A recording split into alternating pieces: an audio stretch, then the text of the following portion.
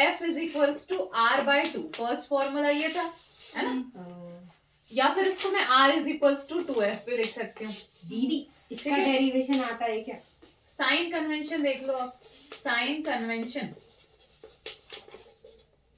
समझ लेना, इसको रिवीजन ही है ये, पूरा चैप्टर ही एक तरह से रिवाइज करा रही हूँ मैं, चैप्टर के सारे कंसेप्ट है इसमें।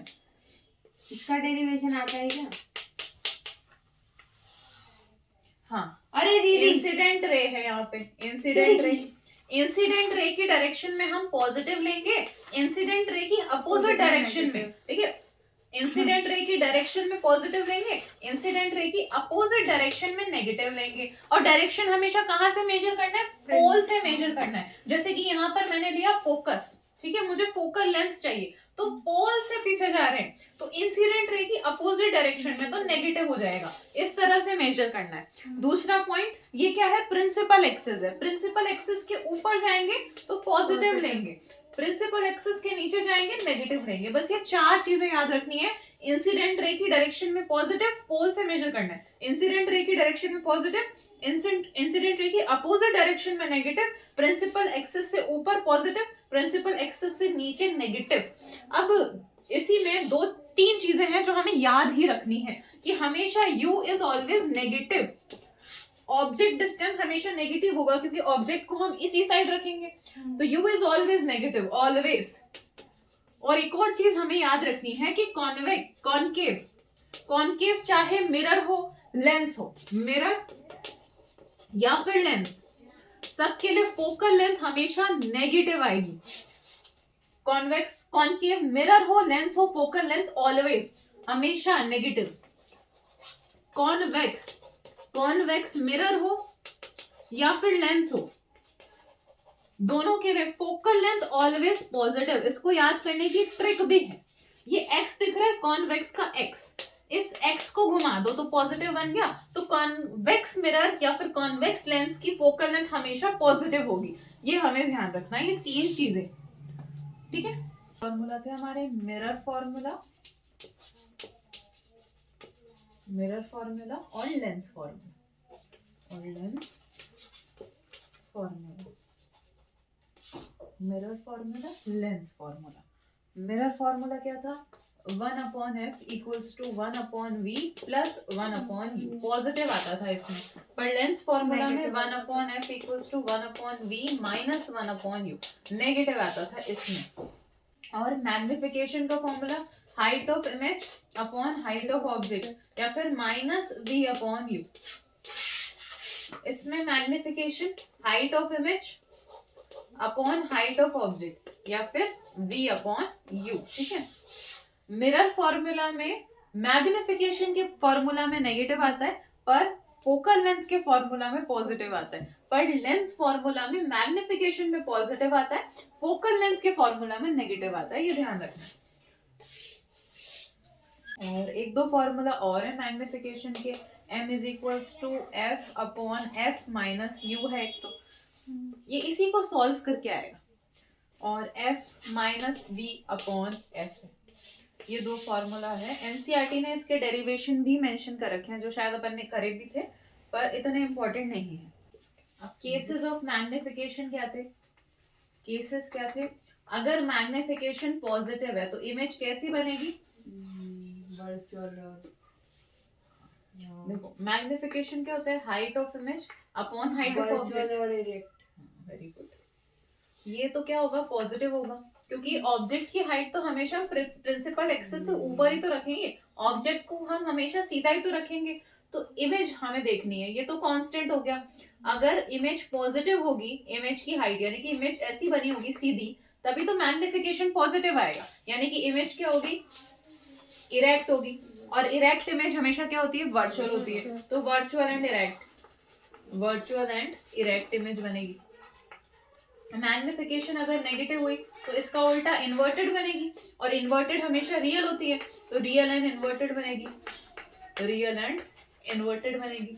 और मैग्निफिकेशन का मैग्नीट्यूड अगर ग्रेटर देन 1 आ गया, इसका मतलब इमेज की साइज बड़ी है, 1 से ज्यादा आ गया मतलब इमेज की साइज बड़ी है, तो इनलार्ज्ड इमेज बनेगी, इनलार्ज्ड इमेज। और अगर मैग्निफिकेशन का मैग्नीट्यूड 1 से छोटा आ गया यानी कि डिमिनिश, छोटी इमेज बनेगी, डिमिनिश्ड इमेज, डिमिनिश्ड इमेज। और अगर मैग्निफिकेशन इक्वल्स टू आ गया 1 के यानी कि सेम साइज की इमेज बनेगी। ये सारे हो गए केसेस ऑफ मैग्निफिकेशन।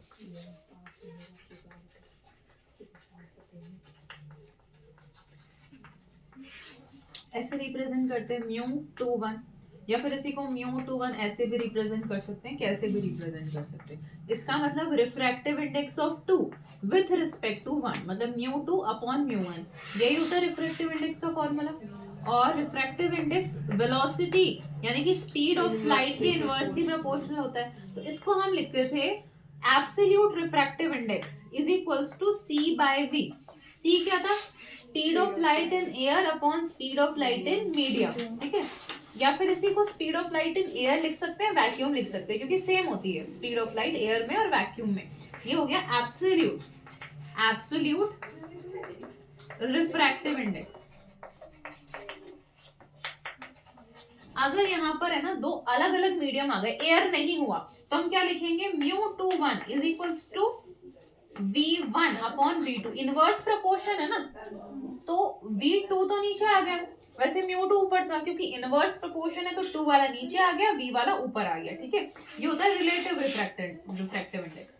तो रिलेटिव रिफ्रैक्टिव इंडेक्स, इसको भी रिलेटिव ही बोलते हैं, रिलेटिव रिफ्रैक्टिव इंडेक्स। ये एब्सोल्यूट होता है, जहां भी एयर आ जाता है ना, एयर या वैक्यूम, वो एब्सोल्यूट हो जाता है। ऐसा ही हम वेवलेंथ के लिए भी लिख सकते हैं ना, μ21 is equals to λ1 upon λ2। Wavelength के लिए भी इनवर्स प्रोपोर्शन ही रहेगा जैसे कि वेलोसिटी के लिए है। अच्छा, रिफ्रैक्टिव इंडेक्स को हम बोल सकते हैं inversely proportional to velocity and inversely proportional to wavelength. हमने वही इनवर्स प्रोपोर्शन में फॉर्मूलाज लिखे थे। और कुछ प्रॉपर्टीज देख लेते हैं हम रिफ्रैक्शन की। जब रिफ्रैक्शन होता है एक मीडियम से दूसरे मीडियम में, तो वेलोसिटी चेंज होती है, हमने देख लिया, वेलोसिटी चेंजेस, वेवलेंथ भी चेंज होती है, लैम्डा वेवलेंथ यानी कि लैम्डा चेंजेस। पर क्या चेंज नहीं होता है? फ्रीक्वेंसी, म्यू कांस्टेंट रहती है, frequency never changes. Why? Because it depends on the source, because it depends on source, ठीक है, because it depends on source. इस तरह बता दूं आप, एक हमने देखा था refraction through glass slab, refraction through glass slab. जब रिफ्रैक्शन थ्रू ग्लास स्लैब हो रहा था, तो क्या इंसिडेंट एंगल और इमर्जेंट एंगल चेंज हुआ था? पूछ रही हूँ। Incident angle emergent angle equal हो गया, ठीक है। वेरी इंपॉर्टेंट, ध्यान रखना है। और दूसरा पॉइंट क्या ध्यान रखना है हमें, कि लेटरल शिफ्ट या फिर लेटरल डिस्प्लेसमेंट भी हुआ था। मतलब कि ये जो इंसिडेंट रे थी ना, जो इमर्जेंट रे थी, वो इस तरफ बन रही थी, मतलब ऐसे ही वो शिफ्ट हो गई थी पैरेलली। तो लेटरल शिफ्ट या फिर इसी को लेटरल डिस्प्लेसमेंट हम बोल सकते हैं। इसका फॉर्मूला है T upon cos R sine I minus R। ऐसे रटने मत बैठना इस फॉर्मूला को, उतना बहुत ज्यादा भी इंपॉर्टेंट नहीं है, पर ठीक ठाक है, आ भी सकता है, आ नहीं भी सकता है। एक हमने पढ़ा था रियल एंड एपरेंट डेप्थ वाला, रियल डेप्थ। ये क्वेश्चन, इसमें से क्वेश्चन है सैंपल पेपर में, इसी साल के सैंपल पेपर में। शायद इस साल का या तो सैंपल पेपर था या जस्ट प्रीवियस वाला बोर्ड पेपर था, अभी एग्जैक्ट याद नहीं आ रहा, पर इससे क्वेश्चन है रिसेंट में ही एकदम। Apparent depth, real and apparent depth, ठीक है। μ21 is equals to real depth upon apparent depth, बहुत इजी फॉर्मूला है, ठीक है। Refractive index is equals to real depth upon apparent depth. ये फॉर्मूला किस केस के लिए? किस केस के लिए? जब ऑब्जेक्ट को हम डेंसर मीडियम में रखते थे। अगर तुम्हें याद हो तो हमने ऐसा डायग्राम बनाया था जिसमें पानी के अंदर था ऑब्जेक्ट, है ना, फिर उससे रे ऑफ लाइट बनाई थी हमने ऐसे ऐसे, तो ऑब्जेक्ट कहाँ था? डेंसर मीडियम में था। तो ये फॉर्मूला सिर्फ तब एप्लीकेबल है जब object is in denser medium, denser medium, like fish in water, जैसे कि फिश इन वाटर वाला एग्जांपल था हमारा, ठीक है। अगर एरोप्लेन वाला केस हो गया, ठीक है, ऑब्जेक्ट आ गया, हाँ ऑब्जेक्ट आ गया रेरर मीडियम में, तो इसका उल्टा कर देना फॉर्मूला का। उल्टा कैसे कर सकते हैं, या तो तुम इन दोनों को एक्सचेंज कर लो, इन दोनों को चेंज मत करो, मतलब 1 को इधर कर दिया, 2 को इधर कर दिया, है ना, 1 2 is equals to real depth upon apparent depth. या और क्या कर सकते हैं हम, और हम इसको उल्टा कर सकते हैं, इसको सेम रख कर देते हैं, हाँ μ21 एज इट इज रख देते हैं, एपरेंट को ऊपर कर देते हैं, apparent depth upon real depth. इन दोनों में से कुछ भी यूज कर सकते हैं, क्वेश्चन पे डिपेंड करता है, उन्होंने ये दे रखा है या फिर इन दोनों में से कुछ दे रखा है, ठीक है। 2 फॉर्मूला हो गए हमारे पास, इसको लिख लेना। ये दोनों फॉर्मूला किस केस के लिए हैं, एरोप्लेन वाले केस के लिए, या फिर उसको हम बोल सकते हैं object in rarer medium, object in rarer medium. हमने छोटा सा पॉइंट पढ़ा था फॉर स्मॉल एंगल्स, हाँ स्मॉल एंगल्स हाँ पढ़ा था, theta is equal sine theta theta हो जाएगी, इक्वल्स टू साइन और थीटा tan इज थीटा भी ऑलमोस्ट होगी, इक्वल्स टू tan और cos थीटा थीटा। 1 होगी।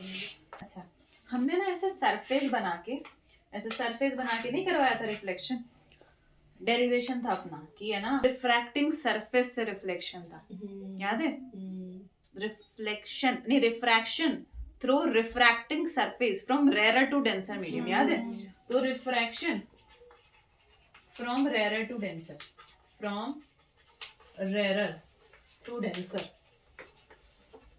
इसके लिए क्या फॉर्मूला आया था, μ2 upon v minus μ1 upon u is equals to μ2 minus μ1 upon r, ये आया था फॉर्मूला, ठीक है। ये है रेरर टू डेंसर के लिए। अगर उल्टा कर दिया, डेंसर टू रेरर कर दिया, refraction from denser to rarer, denser to rarer, तो बस क्या करना, इस फॉर्मूले में जहां 2 लिखा है ना वहां 1 लिख देना, जहां 1 लिखा है वहां 2 लिख देना, ठीक है। यहाँ 2 लिखा है हमने, इसको 1 लिख दो, जहां 2 लिखा है, सॉरी जहां 1 लिखा है वहां 2 लिख दो, is equals to μ1 minus μ2 upon r। ये 2 फॉर्मूला, एक लेंस फॉर्मूला था, सॉरी लेंस मेकर फॉर्मूला था, लेंस मेकर फॉर्मूला जिसका की डेरिवेशन भी बहुत important, 1 upon f is equals to mu minus 1 upon r1 minus 1 upon r2, 1 upon f is equals to mu minus 1 upon r1 minus 1 upon r2। अच्छा, एक और very important topic जिससे हर साल question आ जाता है, TIR, हाँ टोटल इंटरनल रिफ्लेक्शन, इससे हर साल क्वेश्चन आता है, और इसमें कोई डेरिवेशन तो है नहीं, तो न्यूमेरिकली आता है इससे हर साल। ये मैंने बनाया एक रिफ्लेक्टिंग सरफेस, ठीक है, इस पे मैंने एक लाइट रे डाली जो कि नॉर्मल से कुछ एंगल बना रही होगी थीटा, ठीक है। अगर इस थीटा मतलब इतने एंगल के बाद ये लाइन एकदम सरफेस के लग के चले जाती है, मतलब कि ये नॉर्मल से कितना बना रही है, 90 डिग्री बना रही है, ठीक है। रिफ्रैक्टेड एंगल कितना बना रही है, 90 डिग्री बना रही है, तो थीटा क्या होगा, क्रिटिकल एंगल होगा, है ना, याद है। वो एंगल जिस पर की लाइट रे 90 बनाती है, उस एंगल को बोलते हैं क्रिटिकल एंगल। और अगर मैंने क्रिटिकल एंगल से ज्यादा एंगल दे दिया तो लाइट रे इससे भी नीचे झुक जाएगी, मतलब टोटली इंटरनली रिफ्लेक्ट हो जाएगी इफ क्रिटिकल एंगल, नहीं sorry, theta is greater than critical angle. ये बात समझ में आ रही है। तो टीआईआर के लिए 2 कंडीशन हमने पढ़ी थी। टीआईआर कंडीशन कि सबसे पहले तो लाइट रे डेंसर से रेरर मीडियम में आ रही होगी, ये डेंसर मीडियम होगा, ये रेरर मीडियम होगा, है ना, एयर वगैरह और ये कुछ ग्लास वगैरह होगा, तो लाइट रे डेंसर से रेरर मीडियम में आनी चाहिए। एक कंडीशन तो ये थी। इसमें यही तो है ना कि उतनी लाइट बेंड हो जाती है कि 90 डिग्री को क्रॉस करके हाँ, उसी फेज में आती है लाइट रे। हाँ, light ray travel from denser to rarer medium, denser to rarer medium,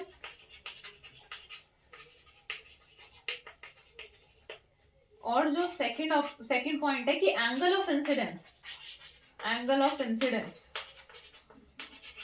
should be greater than critical angle. Critical angle very important, तुमसे सीधा कंडीशन तक पूछ सकते हैं इसकी TIR की। TIR बहुत इंपॉर्टेंट। अच्छा, अगर मुझे क्रिटिकल एंगल निकालना है तो कैसे निकालें? इस पॉइंट पे स्नेल्स लॉ लगाएंगे, μ1 μ2, ठीक है,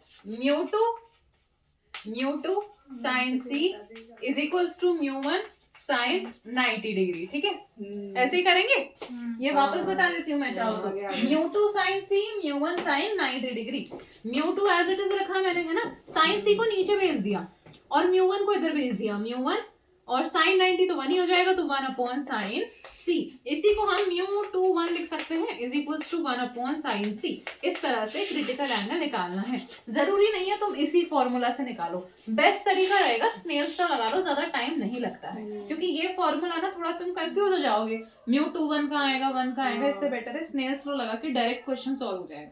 क्रिटिकल एंगल की डेफिनेशन, क्रिटिकल एंगल क्या होता है? It is the angle in denser medium, it is the angle in denser medium, it is the angle in denser medium for which the refracted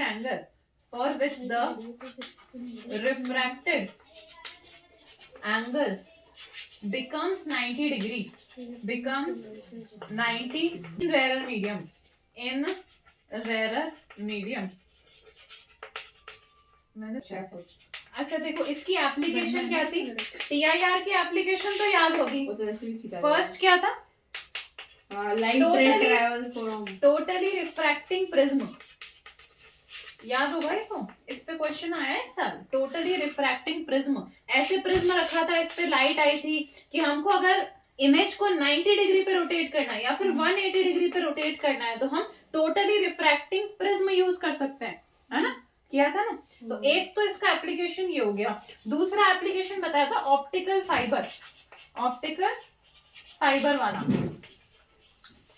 ठीक है। Optical fibre में क्या था, एक हमने कोर लिया था, एक क्लैडिंग लिया था। कोर का मीडियम, कोर म्यू ज्यादा होना चाहिए, डेंसर होना चाहिए, मतलब मैं लिख देती हूँ ये भी कि म्यू फॉर कोर, मतलब कोर डेंसर होना चाहिए और क्लैडिंग रेयर होनी चाहिए।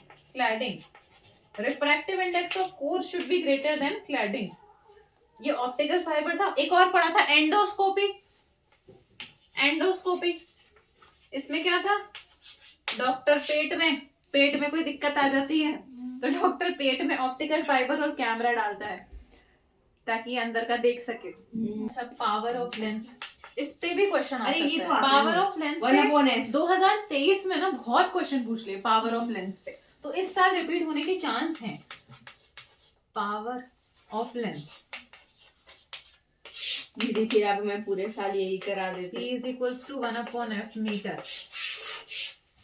पावर हम लेंगे डायोप्टर में, ठीक है। अगर हम फोकल लेंथ को मीटर में पुट करेंगे तो पावर डायोप्टर में आएगी, कैपिटल D।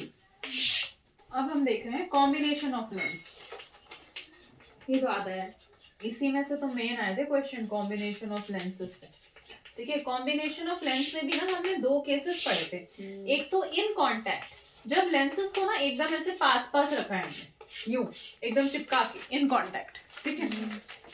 इसके लिए फॉर्मूला क्या था, 1/f, ये फोकल लेंथ है कॉम्बिनेशन की, is equals to 1/f1 plus 1/f2। एक की f1 होगी, दूसरे की f2 होगी, और 1/f ही पावर होता है, तो P is equals to P1 plus P2 at D distance. इनको सेपरेट किया है, यानी कि एक लेंस ऐसे है और दूसरा लेंस ऐसे है, दोनों के बीच में D डिस्टेंस का दूरी है, D डिस्टेंस का सेपरेशन है। तो 1/f is equals to 1/f1 plus 1/f2 minus D upon f1 f2, ये फॉर्मूला हो जाएगा, ठीक है। और पावर का P is equals to 1/f1 P1 हो जाएगा प्लस 1/f2 P2 हो जाएगा माइनस D P1 P2, ये दो फॉर्मूला। मतलब बुलबुल शादी में चली गई, मेरे को बताना भी जरूरी है। मेरे से मिस हो गया। अब दीदी मैं भी उठाऊंगा, आप लोग को फोन करने। तुम्हारी इच्छा, तुम्हारा लॉस होगा, अभी तो रिवीजन चल रहा है। अरे हाँ वो चॉइस है तुम्हारी, मैं कोई ऐसे घर से पकड़ के थोड़ी लेके आ सकती हूँ, इसको भी अपन घर से पकड़ के थोड़ी लेके आ रहे हैं। बस दीदी मेरा आपके पास आखिरी दिन है 28 तारीख को। I am very very sad but it is okay. Netflix का रिचार्ज कराना। अच्छा, अरे सोच रहे प्रिज्म ये भी बहुत इंपॉर्टेंट है। प्रिज्म का एक फॉर्मूला हमने पढ़ा था, deviation plus angle of prism is equals to I plus E. ठीक है, angle of incidence plus angle of emergence. Delta क्या है? Deviation angle, deviation. ए क्या है? Angle of prism, angle of prism. Angle I क्या है? Angle of incidence, angle of incidence. और angle E क्या है? Angle of emergence, angle of emergence.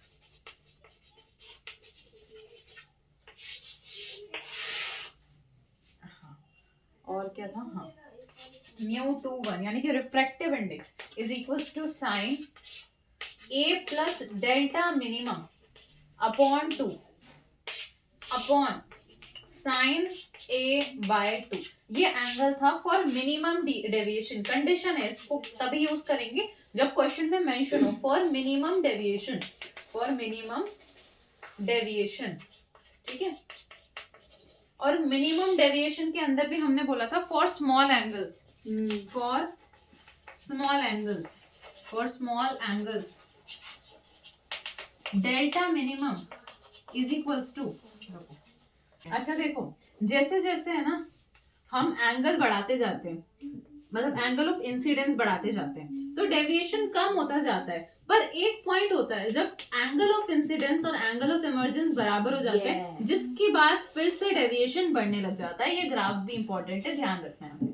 ठीक है, अच्छा ये जो पॉइंट है ना, इस पॉइंट पे अगर हम एक्सटेंड करें इस लाइन पे, तो ये है डेल्टा मिनिमम। ठीक है, वो पॉइंट जहां पर एंगल ऑफ इंसिडेंस और एंगल ऑफ इमर्जेंस इक्वल हो जाते हैं, उस पॉइंट पे जो डेविएशन होता है उसको मिनिमम डेविएशन बोलते हैं। सबसे कम डेविएशन इसी पॉइंट पे होगा। अच्छा देखो, ये प्रिज्म है, जब याद रख लिया, ये प्रिज्म है ना, इस सरफेस पे मैंने बनाई, अब सुन लो, प्रिज्म है, इस सरफेस पे मैंने बनाई नॉर्मल, ये आ रही है इंसिडेंट रे। इंसिडेंट रे और नॉर्मल के बीच में जो एंगल बनता है वो एंगल ऑफ इंसिडेंस होगा। अब रेयर से डेंसर मीडियम में आ रही है तो थोड़ा टूवर्ड्स द नॉर्मल बेंड हो जाएगी। ठीक है, टूवर्ड्स द नॉर्मल बेंड हो गई। ठीक है, फिर से ये डेंसर से रेयर में आ रही है तो ये नॉर्मल बनाया तो away from the normal bend होगी। इतना भी ज्यादा नहीं होती है, ऐसे बनाएंगे। ठीक है, तो ये वाला जो एंगल है वो एंगल ऑफ इमर्जेंस है, ये एंगल ऑफ इंसिडेंस है। ये वाला एंगल R1 था, ये वाला एंगल R2 था, ये एंगल A था, एंगल ऑफ प्रिज्म। और अगर इस लाइन को मैं एक्सटेंड कर दूं और इस लाइन को एक्सटेंड कर दूं तो ये दोनों लाइंस जो एंगल बना रही है, ये डेल्टा था, डेविएशन एंगल है ना। तो डेविएशन एंगल की भी एक बार डेफिनेशन पूछी थी, it is the angle formed between incident ray and emergent ray, है ना। और एक formula R1 plus R2 is equals to A, ये भी ध्यान रखना। अच्छा, अब सिंपल माइक्रोस्कोप, सिंपल माइक्रोस्कोप, इसके लिए मैग्निफिकेशन का फॉर्मूला क्या था? At distance D, at D distance, D क्या था? D क्या था? वो least distance of distinct vision 25 centimetre, 25 centimetre. ठीक है, इस पॉइंट पे हमें बहुत क्लियर विजन दिखती है, इसको हम बोलते हैं स्ट्रेन्ड आई विजन, कि हमें थोड़ी सी तकलीफ होती है इस पॉइंट पे देखने में क्योंकि हम बहुत फोकस से देख रहे होते हैं। और इन्फिनिटी को हम बोलते हैं रिलैक्स्ड आई कंडीशन। ठीक है, तो ये था D is equals to 25 centimetre strained eye condition में फॉर्मूला था 1 प्लस D अपॉन F। अरे पूरे पे बनाओ box, 1 plus D upon F at D distance. और एट इंफिनिटी पे क्या फॉर्मूला था? इस 1 को हटा दो, D बाय F, ये एट इंफिनिटी का फॉर्मूला था। ठीक है, कंपाउंड माइक्रोस्कोप के लिए, कंपाउंड माइक्रोस्कोप, इसका मैं यहां लिख रही हूँ, है ना। मैग्निफिकेशन का फॉर्मूला था V0 अपॉन U0। ये V0 U0 क्या है? ऑब्जेक्टिव लेंस से इमेज का डिस्टेंस ऑब्जेक्टिव लेंस से ऑब्जेक्ट का डिस्टेंस, माइनस में आएगा ये formula 1 plus d upon FE क्या है, आई पीस का फोकल लेंथ। ये फॉर्मूला था at d least distance of distinct vision पे, ऑब्जेक्टिव के लिए इमेज डिस्टेंस, ऑब्जेक्टिव के लिए ऑब्जेक्ट डिस्टेंस। मैग्निफिकेशन इन्फिनिटी के लिए इस 1 को हटा दो, minus V0 upon U0 d by FE, ये हो गया एट इन्फिनिटी का केस, एट इन्फिनिटी। ये कंपाउंड माइक्रोस्कोप के लिए, टेलीस्कोप के लिए magnification is equals to minus FO upon FE 1 plus FE upon D at D distance, least distance of distinct vision, तो माइनस FO अपॉन FE आ जाएगा। इस पूरे यूनिट को ही हटा दो 1 प्लस इस पूरे को, तो ये फॉर्मूला बन गया एट इन्फिनिटी। अच्छा, कंपाउंड लेंस में भी ऐड कर देना लेंथ ऑफ ट्यूब,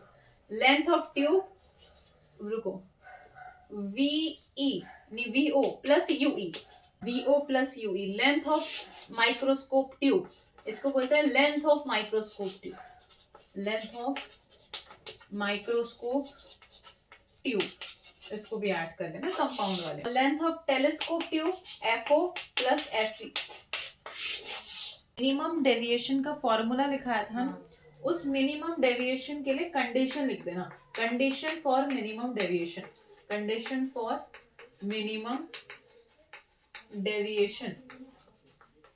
2 कंडीशन है, एक था angle I is equals to angle E, ये ग्राफ बनाया था ना अपन ने ऐसा, तो मिनिमम डेविएशन के लिए I इक्वल्स टू E हो गया था, angle I equals to angle E। एक कंडीशन तो तुम्हें पता है, दूसरी लिख लेना, R1 is equals to R2 हो जाता है फॉर मिनिमम डेविएशन। ये 2 कंडीशन ऐड कर लेना, प्रीवियस ईयर में आई हुई है। और एक और पॉइंट है कटिंग ऑफ लेंस में से आए हुए क्वेश्चंस, कटिंग ऑफ लेंस। अब अगर मुझे किसी लेंस को कट करना है तो 2 तरीके हैं काटने के, एक तो मैं ऐसे काट दूं, एक है ऐसे काट दूं, है ना, एक ऐसे काट दूंगी, हाँ, और एक ऐसे काट दूंगी। क्वेश्चन में लैंग्वेज ऐसे आती है कि ये lens is cut perpendicular to principal axis, और इसके लिए आएगी अलोंग प्रिंसिपल एक्सिस। ये प्रिंसिपल एक्सिस है, इसी ही अलोंग काट दिया और एक प्रिंसिपल एक्सिस के परपेंडिकुलर काट दिया। तो अगर हम प्रिंसिपल एक्सिस के परपेंडिकुलर काटेंगे तो क्या होगा, अगर इस पूरे की फोकल लेंथ f है ना, इस पूरे लेंस की फोकल लेंथ f है ना, तो जब इसको मैं ऐसे काटूंगी तो 2 लेंस बन जाएंगे, और हर एक की लेंस 2f हो जाएगी, ये हमें ध्यान रखना है, डबल हो जाएगी हर एक की, 2f हो जाएगी, ठीक है। और इसमें कोई फर्क नहीं पड़ेगा, ऐसे कटेगा ये, कोई फर्क नहीं पड़ेगा फोकल लेंथ में। अगर इस पूरे की f थी तो ये भी f हो जाएगी, ये भी f हो जाएगी, ये दोनों पॉइंट्स हमें ध्यान रखने हैं, ठीक है।